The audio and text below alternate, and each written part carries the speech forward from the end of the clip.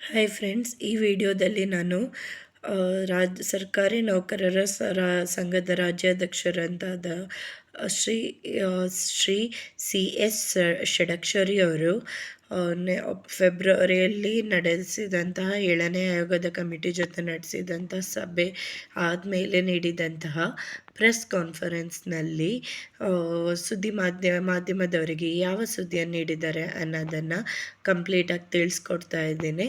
So ಇದರಲ್ಲಿ ಅವರು 7ನೇ ವೇತನ ಆಯೋಗ ಯಾವ ದಿನಾಂಕದೊಳಗೆ ಅಂಗೀಕಾರ ಆಗುತ್ತೆ ಅನ್ನೋದ್ರ ಬಗ್ಗೆ ಕ್ಲಿಯರ್ ಆಗಿ ತಿಳಿಸಿದ್ದಾರೆ. ಆ ಎಲ್ಲ ಇನ್ಫಾರ್ಮೇಷನ್ಗಳನ್ನು ನಾನು ತಿಳಿಸ್ತೀನಿ. ಹಾಗೂ ನೀವೇನಾದರೂ ನನ್ನ ಚಾನಲ್ಗೆ ಇನ್ನೂ ಸಬ್ಸ್ಕ್ರೈಬ್ ಮಾಡ್ಕೊಂಡಿಲ್ಲ ಅಂದರೆ ಪ್ಲೀಸ್ ನನ್ನ ಚಾನಲ್ಗೆ ಸಬ್ಸ್ಕ್ರೈಬ್ ಮಾಡ್ಕೊಳ್ಳಿ ಹಾಗೂ ಬೆಲ್ ನೋಟಿಫಿಕೇಷನನ್ನು ಕ್ಲಿಕ್ ಮಾಡಿ.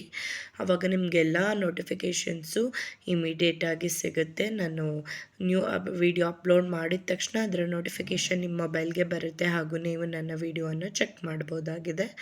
ಆಮೇಲೆ ನಿಮಗೆ ನಾನು ಗೌರ್ಮೆಂಟ್ ಎಂಪ್ಲಾಯೀಸ್ದು ಪೇ ಮ್ಯಾಟ್ರಿಕ್ಸ್ ಎಷ್ಟು ಜಾಸ್ತಿ ಆಗುತ್ತೆ ಅನ್ನೋದ್ರ ಬಗ್ಗೆ ಆಲ್ರೆಡಿ ನಾನು ನನ್ನ ಚಾನಲಲ್ಲಿ ವೀಡಿಯೋಸನ್ನು ಅಪ್ಲೋಡ್ ಮಾಡಿ ಅದನ್ನು ಪ್ಲೇ ಲಿಸ್ಟಲ್ಲಿ ಹಾಕಿಟ್ಟಿದ್ದೀನಿ. ಸೊ ಅದರಿಂದ ಕೂಡ ನಿಮಗೆ 7 ಪೇ ಕಮಿಷನ್ ಅಂಗೀಕಾರ ಆದ ತಕ್ಷಣವೇ ಎಷ್ಟು ಜಾಸ್ತಿ ಆಗುತ್ತೆ, ಯಾವ್ಯಾವ ಭತ್ಯೆ ಅಥವಾ ಡಿಯರ್ನೆಸ್ ಅಲೌನ್ಸಸ್ ಜಾಸ್ತಿ ಆಗುತ್ತೆ, HR ಸ್ಟ್ರೈಕ್ ಆಗುತ್ತೆ ಅನ್ನೋ ಎಲ್ಲ ವಿಷಯಗಳನ್ನು ಅದನ್ನು ನೋಡಿ ತಿಳ್ಕೊಳ್ಬೋದಾಗಿದೆ. ಸೊ ಇವಾಗಲೇ ಗೊತ್ತಿರೋ ಹಾಗೆ ಜನವರಿಯಲ್ಲಿ ಒಂದು ಮೀಟಿಂಗ್ ಆಗಿತ್ತು ಸಿ ಎಸ್ ಷಡಕ್ಷರಿ ಅವರದ್ದು ಸಿದ್ದರಾಮಯ್ಯ ಅವರ ಜೊತೆ. ಸೊ ಹಾಗೂ ಅಲ್ಲಿ ಅವರು ವರದಿಯನ್ನು ಮಂಡಿಸಿದರು. ಈ ಥರ ಸರ್ಕಾರಿ ನೌಕರರು 3 ವಿಷಯಗಳನ್ನು ಅಂಗೀಕಾರ ಮಾಡಬೇಕು ಅಂತ ತಿಳಿಸಿದರು. ಸರ್ಕಾರಿ ನೌಕರರಿಗೆ 7ನೇ ವೇತನ ಆಯೋಗದ ಪ್ರಕಾರ ವೇತನ ಪರಿಷ್ಕರಣೆ ಆಗಬೇಕು ಅನ್ನೋದು ಮೊದಲನೇದಾಗಿ. ಎರಡನೇದಾಗಿ NPS ರದ್ದು ಮಾಡಿ OPS ಅನ್ನು ಜಾರಿಗೆ ತರಬೇಕು ಅನ್ನೋದು. 3ನೇ ವಿಷಯ ಆರೋಗ್ಯ ಸಂಜೀವಿನಿ ಕಾರ್ಡ್, ಅದನ್ನು ಫ್ರೀಯಾಗಿ ಕೊಡಬೇಕು, ಸ್ಯಾಲ್ರಿಯಲ್ಲಿ ಯಾವುದೇ ಡಿಡಕ್ಷನ್ಸ್ ಮಾಡಬಾರ್ದು ಅನ್ನೋದು. ಸೊ ಈ 3 ವಿಷಯಗಳನ್ನು ಸಿದ್ದರಾಮಯ್ಯ ಅವರಿಗೆ ಮಂಡಿಸಿದರು ಜನವರಿನಲ್ಲಿ ಮೀಟಿಂಗ್ ಆದಾಗ. ಸೊ ಇವಾಗ ಫೆಬ್ರವರಿ ಫಸ್ಟ್ ವೀಕಲ್ಲಿ ಮೀಟಿಂಗ್ ಆಗಿರೋ ಸಿ ಎಸ್ ಷಡಕ್ಷರಿ ಅವ್ರದ್ದು 7ನೇ ವೇತನ ಆಯೋಗದ ಸಮಿತಿ ಜೊತೆ. ಸೊ ಅವ್ರ ಜೊತೆ ಮೀಟಿಂಗ್ ಆದ ತಕ್ಷಣ ಅವ್ರಿಗೆ ಪ್ರೆಸ್ ಕಾನ್ಫರೆನ್ಸ್ ಮಾಡಿ ಈ ವಿಷಯಗಳನ್ನು ತಿಳಿಸಿದ್ದಾರೆ. ಸೊ ಏನೇನು ವಿಷಯಗಳನ್ನು ತಿಳಿಸಿದ್ದಾರೆ ಅಂದರೆ, ಮೊದಲನೇದಾಗಿ 6 ಲಕ್ಷ ಸರ್ಕಾರಿ ನೌಕರರು NPS ರದ್ದತಿ ಮತ್ತು 7ನೇ ವೇತನ ಆಯೋಗ ಜಾರಿ ಬಗ್ಗೆ ಆಗ್ರಹ ಮಾಡಿ ಪೆಟಿಷನನ್ನು 7ನೇ ವೇತನ ಆಯೋಗದ ಕಮಿಟಿಗೆ ಸಬ್ಮಿಟ್ ಮಾಡಿದ್ದೀವಿ ಅಂತ ತಿಳಿಸಿದ್ದಾರೆ. ಹಾಗೂ ಇದು ಒಂದು ಪ್ರೆಷರ್ ಹಾಕ್ದಂಗೆ ಆಗುತ್ತೆ. ಇಷ್ಟು ಲಕ್ಷ ಜನರು ಪೆಟಿಷನ್ ಕಳಿಸಿದ್ದಾರೆ. ಸೊ ನೀವು ವೇತನ ಆಯೋಗವನ್ನು ಇನ್ನೂ ವಿಸ್ತರಣೆ ಮಾಡುವ ಹಾಗೆ ಇಲ್ಲ, ಹಾಗೂ ನೀವು ಅದನ್ನು ಲೋಕಸಭೆ ಎಲೆಕ್ಷನ್ಸ್ ಅಥವಾ ಫೆಬ್ರವರಿ 16ರಲ್ಲಿ ಮಾನ್ಯ ಮುಖ್ಯಮಂತ್ರಿಗಳು ಏನು ಬಜೆಟ್ ಮಂಡನೆ, ಸಿದ್ದರಾಮಯ್ಯನವರು ಏನು ಬಜೆಟ್ ಮಂಡನೆ ಮಾಡಿರಲಿದ್ದಾರೆ ರಾಜ್ಯ ಬಜೆಟ್, ಅದರ ಒಳಗಡೆ ಘೋಷಣೆ ಮಾಡಬೇಕು. ಈ 2 ಡೆಡ್ಲೈನ್ ಆಗಿ ನಾವು ಕೊಟ್ಟಿದ್ದೀವಿ.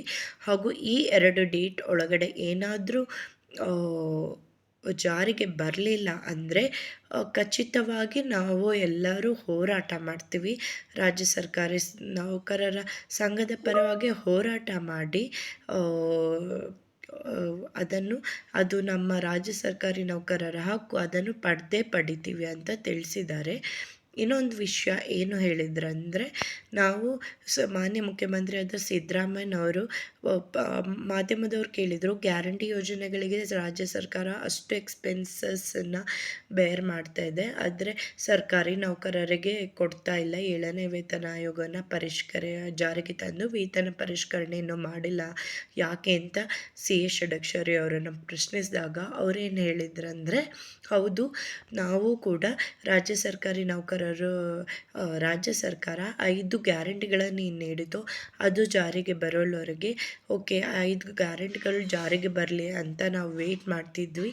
ಆದರೆ ನಾನು ಜನವರಿನಲ್ಲಿ ಮುಖ್ಯಮಂತ್ರಿ ಸಿದ್ದರಾಮಯ್ಯ ಅವರನ್ನು ಭೇಟಿ ಮಾಡಿದಾಗ ನಾನು ತಿಳಿಸಿದ್ದೇನೆ, 6ನೇ ಗ್ಯಾರಂಟಿ ಸರ್ಕಾರಿ ನೌಕರರಿಗೆ ಸಿಗಬೇಕು. ಅದೇನೆಂದರೆ, ನಾವು ಆಗ್ರಹಿಸುವಂಥ ಈ 3 ವಿಷಯಗಳಿಗೆ ನೀವು ಅಂಗೀಕಾರ ನೀಡಲೇಬೇಕು. ಇದು 6ನೇ ಗ್ಯಾರಂಟಿ ಆಗಿರಬೇಕು, ನಮ್ಗೆ ನೀಡೋದಾಗಿರಬೇಕು ಸರ್ಕಾರಿ ನೌಕರರಿಗೆ. ಇದೇನಾದರೂ ಸಿಕ್ಕಿಲ್ಲ ಅಂದರೆ ಸರ್ಕಾರಿ ನೌಕರರು ಹೋರಾಟ ಮಾಡ್ತೇವೆ ಅಂತ ತಿಳಿಸಿದ್ದೀವಿ ಅಂತ ಹೇಳಿದ್ದಾರೆ. ಹಾಗೂ ಇನ್ನೊಂದು ವಿಷಯ ಅವ್ರು ಏನು ಹೇಳಿದ್ರಂದರೆ, ಸರ್ಕಾರಿ ನೌಕರರೆಲ್ಲರೂ ಒಟ್ಟು ಸೇರಿ ಫೆಬ್ರವರಿಯಲ್ಲಿ ಒಂದು ಸಮಾವೇಶವನ್ನು ನಡೆಸಿ ಅದರಲ್ಲಿ ಸರ್ಕಾರಿ ನೌಕರರೆಲ್ಲರಿಗೂ 7ನೇ ವೇತನ ಆಯೋಗ ಜಾರಿ ಬಗ್ಗೆ ಘೋಷಣೆ ಮಾಡುವಂಥ ಚಿಂತನೆಗಳು ನಡೀತಾ ಇದೆ. ಹಾಗೂ ಇದರ ವಿಷಯವಾಗಿ ಮಾನ್ಯ ಮುಖ್ಯಮಂತ್ರಿಯಾದ ಸಿದ್ದರಾಮಯ್ಯ ಅವರ ಬಳಿ ಕೂಡ ನಾನು ತಿಳಿಸಿದ್ದೇನೆ. ಈ ಥರ ನಾವು ಬೆಂಗಳೂರಲ್ಲಿ ಒಂದು ಸಮ್ಮೇಳನವನ್ನು ಮಾಡಿ ಎಲ್ಲ ಸರ್ಕಾರಿ ನೌಕರರನ್ನು ಅಲ್ಲಿ ಒಟ್ಟುಗೂಡಿಸಿ ನಮ್ಮ ಸಂಘಟನೆಯ ಶಕ್ತಿಯನ್ನು ತೋರಿಸಿ ಅಲ್ಲಿ ಮಾನ್ಯ ಮುಖ್ಯಮಂತ್ರಿಯವರು ಬಂದು 7ನೇ ವೇತನ ಆಯೋಗವನ್ನು ಜಾರಿಗೊಳಿಸ್ತೀವಿ ಅಂತ ಘೋಷಣೆ ಬೇಕು ಅಂತ ನಾವು ಕೇಳ್ಕೊಂಡಿದ್ದೀವಿ. ಹಾಗೂ 3-4 ಡೇಟ್ಸನ್ನು ಕೂಡ ಮಾನ್ಯ ಮುಖ್ಯಮಂತ್ರಿ ಸಿದ್ದರಾಮಯ್ಯ ಅವರಿಗೆ ನೀಡಿದ್ದೀವಿ. ಅವರು ಕೂಡ ಒಪ್ಪಿಗೆ ನೀಡಿ ಖಂಡಿತವಾಗಿಯೂ ನಾನು ಸಮಾವೇಶಕ್ಕೆ ಬಂದು ಘೋಷಣೆ ಮಾಡೋದಕ್ಕೆ ಒಪ್ಪಿಗೆ ನೀಡ್ತೀನಿ ಅಂತ ತಿಳಿಸಿದ್ದಾರೆ. ಹಾಗಾಗಿ ಸರ್ಕಾರಿ ನೌಕರರು ಯಾವುದೇ ಚಿಂತನೆ ಮಾಡಬೇಕಾಗಿಲ್ಲ. ನಾನು ಆಲ್ರೆಡಿ ಹೇಳ್ದ ಹಾಗೆ ಅಂದರೆ ಷಡಕ್ಷರಿ ಅವರ ಮಾತುಗಳನ್ನು ನಾನು ಇಲ್ಲಿ ತಿಳಿಸ್ತಾ ಇರೋದು. ಲೋಕಸಭೆ ರಾಜ್ಯ ಬಜೆಟ್ ಅಥವಾ ಲೋಕಸಭೆ ಚುನಾವಣೆಯ ಮೊದಲಾಗಿ 7ನೇ ವೇತನ ಆಯೋಗ ಜಾರಿಗೆ ಬರಲು ನಮ್ಮಿಂದ ಆದಷ್ಟು ಪ್ರಯತ್ನಗಳನ್ನು ಮಾಡ್ತಾ ಇದ್ದೇವೆ. ಒಂದು ವೇಳೆ ಇದರ ಒಳಗೆ ಜಾರಿಗೆ ಬಂದಿದ್ದಲ್ಲಿ ಹೋರಾಟ ನಡೆಸುವುದು ಶತಸಿದ್ಧ. ಹಾಗೂ ಇದರಲ್ಲಿ ಯಾವುದೇ ಎರಡು ಮಾತಿಲ್ಲ. ಹಾಗೂ ನಾವು ಹೇಳಿರುವಂಥ ಎಷ್ಟು DA ಹೈಕ್ ಏನು ರಿಕ್ವೆಸ್ಟ್ ಮಾಡಿದೆವೋ ಅದೆಲ್ಲದೂ ಕೂಡ ಜಾರಿಗೆ ಬರಬೇಕು ಅಂತ ನಾವು ತಿಳಿಸಿದ್ದೀವಿ ಅಂತ ಹೇಳಿದ್ದಾರೆ. ಸೊ ಇದರ ಪ್ರಕಾರ ನೋಡೋದಾದರೆ ಎಲ್ಲ ಸರ್ಕಾರಿ ನೌಕರರಿಗೆ ಇದೊಂದು ಸಿಹಿ ಸುದ್ದಿಯಾಗಿದೆ. ಯಾಕಂದರೆ ಇನ್ನೂ ಹೆಚ್ಚು ದಿನಗಳು ನೀವು ಕಾಯಬೇಕಾಗಿಲ್ಲ. ನೀವು ರಾಜ್ಯ ಬಜೆಟ್ ಅಥವಾ ಲೋಕಸಭಾ ಚುನಾವಣೆ ಒಳಗಾಗಿ ನಿಮ್ಮ 7ನೇ ವೇತನ ಆಯೋಗ ಜಾರಿಗೆ ಬರೋದನ್ನು ಅಪೇಕ್ಷಿಸ್ಬೋದಾಗಿದೆ.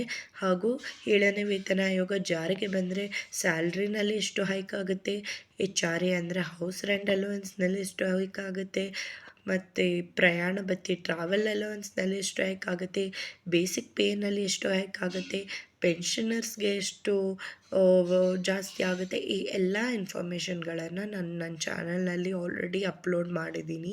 ಹಾಗೂ ಗೌರ್ಮೆಂಟ್ ಎಂಪ್ಲಾಯೀಸ್ ನ್ಯೂಸ್ ಅನ್ನೋ ಪ್ಲೇಲಿಸ್ಟ್ನಲ್ಲಿ ಕೂಡ ಈ ಎಲ್ಲ ಇನ್ಫಾರ್ಮೇಷನ್ಗಳನ್ನು ನಾನು ಹಾಕಿದ್ದೀನಿ. ಸೊ ಅದರಲ್ಲಿ ನಿಮಗೆ ಬರೀ ಗೌರ್ಮೆಂಟ್ ಎಂಪ್ಲಾಯೀಸ್ದು ಏನೇನು ಲೇಟೆಸ್ಟ್ ನ್ಯೂಸ್ ಇರೋದೋ, ಇದುವರೆಗೆ ಏನೇನು ಡಿಸ್ಕಷನ್ ಆಗಿದೆಯೋ, ಏನೇನು ಕ್ಯಾಲ್ಕುಲೇಷನ್ಸ್ ಆಗಿದೆಯೋ ಆ ವ್ಯಾಲ್ಯೂಸ್ ಆ ವಿಡಿಯೋಸ್ ಮಾತ್ರ ಇದೆ. ಸೊ ಅದನ್ನು ಚೆಕ್ ಮಾಡಿಕೊಂಡು ನೀವೆಲ್ಲ ಇನ್ಫಾರ್ಮೇಷನ್ಗಳನ್ನು ತಿಳ್ಕೊಳ್ಬೋದು. ಸೊ ಈ ಇನ್ಫಾರ್ಮೇಷನ್ ನಿಮಗೆ ಯೂಸ್ಫುಲ್ ಆಗಿದೆ ಅಂತ ನಾನು ಭಾವಿಸ್ತೀನಿ. ನನ್ನ ಚಾನಲ್ಗೆ ಯಾರ್ಯಾರು ಸಬ್ಸ್ಕ್ರೈಬ್ ಮಾಡ್ಕೊಂಡಿದ್ದೀರೋ ಅವರೆಲ್ಲರಿಗೂ ಧನ್ಯವಾದಗಳು. Thank you for watching.